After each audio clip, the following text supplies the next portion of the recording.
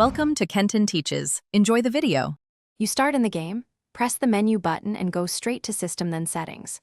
Once in Settings, choose Graphics or Display so you can access visual toggles. You want to find the Motion Blur entry. Some versions call it Blur Effect, so scan the list methodically. If you're on PC, make sure you're in the Active Profile. Consoles show the same option under Display. This step gets you to the control. Now move to toggle it off to stop the blur immediately. Now flip the setting. Set motion blur to off or adjust strength to 0%. Once done, apply or confirm the change so the game writes the new value. Many builds ask you to confirm before leaving the menu. On PC, also save your profile or ensure the settings file updates so the change persists between sessions.